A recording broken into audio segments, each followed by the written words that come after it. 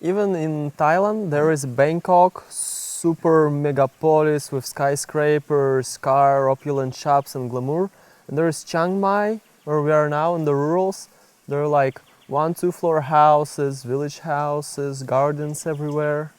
Doesn't it resemble these jungles? Doesn't it resemble in some way the Vrindavana? Yes, it does.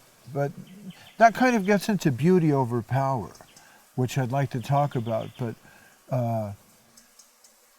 first, I wanted to talk about service a little bit. So this was my service, right? My service was compiling the books, helping Goswami Maharaj with the books. And everyone can serve Krishna in a different way. Not everyone has the same service. Someone may clean the temple, and by this way they're cleaning their heart. And someone may cook the prasadam or film a presentation speaking about Krishna. Everyone has their particular role to perform, because by serving, we become complete.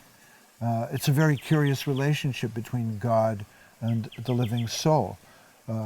It's said in the Bhagavatam, Shravanam, Kirtanam, Vishnu, Smaranam, Padasevanam. There's different kinds of service. My particular service was service to the word, or Kirtanam.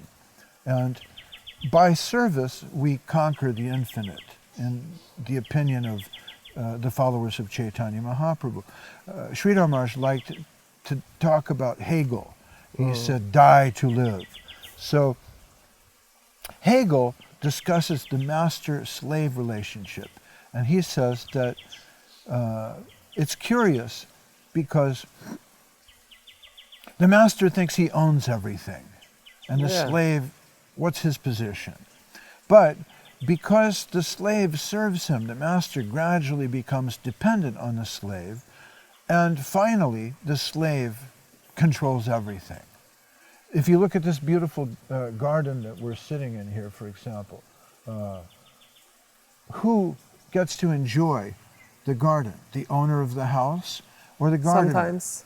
Perhaps. Yeah, the gardener is living here. Yes, the gardener lives here. The gardener gets to enjoy the plant, the pond, the flowers, everything. Why? Because he's the servant. Yeah. So in this way, the servant gets to control the master. It's actually a better position to be the servant than the master, which is a very curious paradox. But Krishna learns this from his servant, Radharani. See, Radharani is the pleasure potency of Krishna, and by serving Krishna, she experiences greater pleasure than he does.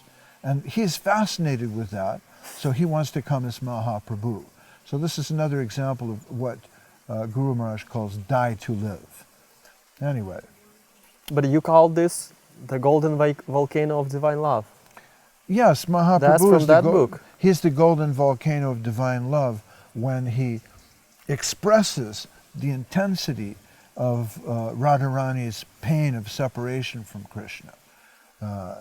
So this is the secret context of the Golden Volcano.